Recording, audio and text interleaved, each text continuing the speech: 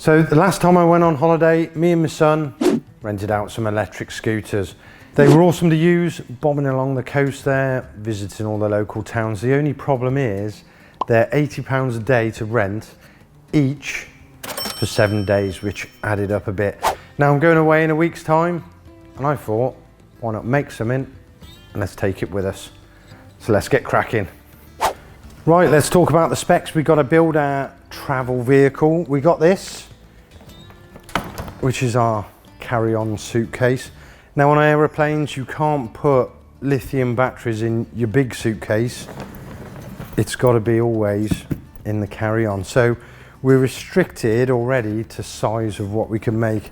Looking at the width of it there, wow, you can see my two hands together are wider than that case. So I don't want to make something and be like that with the handlebars for the entire week, because that's going to be annoying. The other thing is the weight. So it can't be any heavier than 7 kilograms, which don't sound like a lot, but most of the electric bike and go-kart batteries are well over that 7 kilograms. So we need something that it's got to fit in this suitcase. It's got to be under 7 kilograms, and it's actually got to do a bit of speed, because I don't want to be 2 miles an hour going everywhere. So let's start making a chassis. Let's go.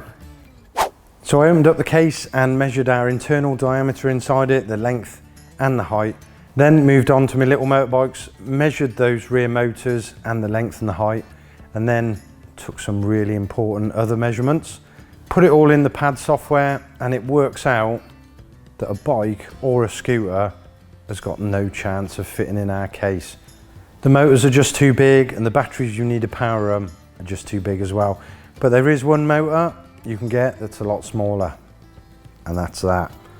Look how small that is. 60mm skateboard motor. They're 50 quid off Amazon. It's pretty cheap, isn't it? And that will sit there. We've got some other skateboard wheels, which will go there, there, and there. And then that gives us 6 inches, which is exactly half the 12-inch cheek width. So it should be comfortable enough. It's going to be a mega, mega, mega tiny travel go-kart. Awesome. So for building our chassis, I'm going to lay it on this big piece of steel. It's nice and flat, and then hopefully that will keep our chassis flat too. The metal I'm using is 19mm box section. It's 1.5 wide, and it should be plenty strong enough. So we got our first cut, 45 degrees at either end, and that's our 6-inch wide back piece. I'm then going to come off that either side with 2 10-inch straight pieces with a 30-degree cut at the end, and then 2 little 4-inch sections will bring us up to the front. In the middle, it's a straight 12-inch bar, and that there is for holding all our battery and electronics. We then got a 3.5-inch front axle piece, and then a little loop round the front, and that will be ideal for carrying. Now you might be wondering why the axle is there. I did get into the suitcase, and as you can see, I hardly fitted. So I'm going to build this like the Sinclair C5 with the handlebars under my legs, and then if I bring my feet just in, I can perch them on the handle and it'll be comfortable to steer. So with those all cut, we're ready to TIG weld this together, make sure it's nice and straight and nice and flat, and then I suppose we're on to the steering. We got a new toy, CNC plasma cutter. It's the cheapest one you can buy. It is just over £2,000, but it's going to save us a lot of time from now on. Instead of cutting and grinding, we can just get on the computer, design something for our front suspension, and then whip it over to this, cut it out, nice and easy, and then we got our part.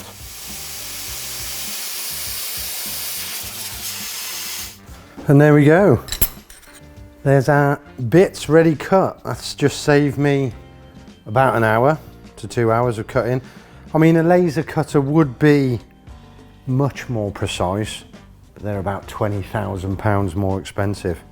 Right, see these bits here? These little cutouts I've left in there. They are for me to see where I'm going to fold it. Basically, this is going to hold the hub. I'm going to fold it at the top and the bottom, and then that's going to sit either side of the front axle. We're going to use 19mm circular tube for the upright. I've got little bearings to press into either end, and then these other bits I cut will slide down and that'll make the steering arms. After that, I'm just going to weld a little bolt to it for the stub axle, and that's our steering done for the front wheels. Then onto the actual steering wheel handlebars thing. I'm just going to get more of this 19mm round tube, notch the end of it, put it together in a little T shape, and then this other part I cut is going to slide up onto the bottom of that, and then we can link two little arms to it. That looks ace, doesn't it? Look at that, and it works. Hopefully I've got the tracking pretty much spot on, so we're not going to go when we're driving it, but yeah, I'm chuffed with that. Right, for the back, I've plasma cut some more plates. They're just going to fit on there. We got a hole there ready to put the bolt through, and then our skateboard wheel and go on. And then the other side is different. It just had to have these 3 extra holes just for the motor. But yeah, that'll fix on there. And then our go-kart's all done. Apart from the electrics. Let's get into those. Right, looking at the go-kart now, it's on the wheels. You'll see in a minute why we've got all this room underneath it. If you think basically that whole space there is going to be taken up by my backside, and then this bit at the front is where my feet are going to be perched. We've got no room on top, so we've got to do it underneath. Also, the wires from the motor are only that long. So this tiny space here is where we got to fit everything. I've bought this, a little remote hand control. This, the cool thing about it is you go forwards, that's accelerate, you pull it down, and it's going to lock that motor up and give us a brake. Also there's reverse, so we can hit it, goes backwards, and there's 4 different speeds we got in that, which is ideal. Our speed controller is that, which is super tiny. There we go, that's going to fit there perfect. And we've got a little battery indicator, it's going to show how flat our battery is. Speaking of batteries, there it is. Super tiny battery. So that should all fit there. I'm going to make a box, 3D print a box around it. And then touch wood, it's as simple as just pressing it on and it's all going to work. Fingers crossed. Right, I'll get this stripped down. Let's paint it a lovely colour. And then it's ready for the shakedown to make sure it ain't going to break for me on holiday. Let's go. And that is one super tiny pocket go-kart. Can't believe how well it's turned out. That steering is awesome. Now, I weighed this a minute ago on the scales and it comes in at just over 4 kilograms. So we're well within the weight. It kind of looks big on the camera, but if you get my little handheld angle grinder and put it next to it, you can kind of see how tiny this thing is. Right, the moment of truth, let's get it in this suitcase. Look at that, perfect fit. Let's bring the cover down. Yeah, there's loads of room. I'll be able to get plenty of duty-free cigarettes all around that area to sell to me mates. But yeah, that is awesome. I had to get a new cover online because the one I 3D printed, it was just going to mount with a speed controller. So just ordered this battery case and then cut it about and got it working. And that's pretty good. The only thing it does mean is I'm going on holiday tomorrow.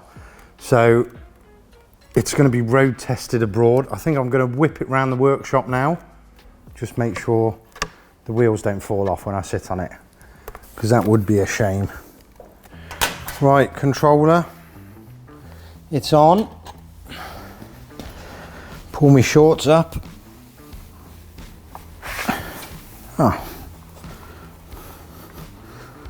that's quite comfortable. Let's go.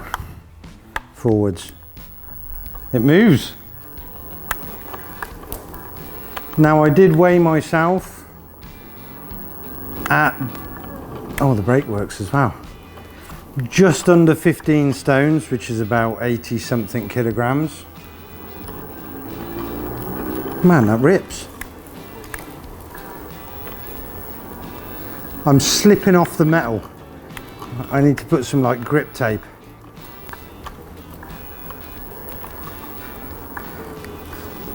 Let me cut because my bum is touching the wheel. This is ace. Right, round 2 with a bit of microfiber cloth as a cushion. Definitely going to need a seat, I think. Oh, that feels much better. It's not flossing the crack as much.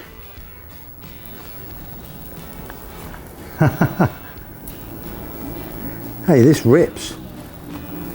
Apparently this motor will do the 15 mile an hour, which is the limit for electric scooters in Lanzarote. And the brake works mint as well.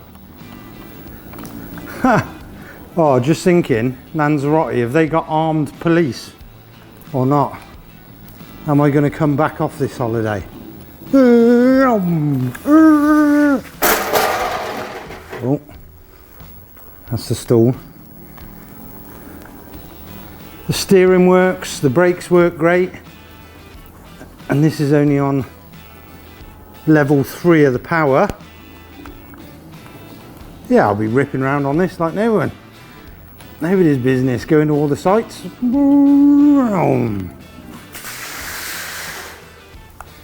That is ace. Can't believe it takes me weight. Mint. Right, I'll let you know how I get on. Hope you've enjoyed this video. Just like making some cool little stuff. And from me as always, I'll see you on the next one. Ta-da.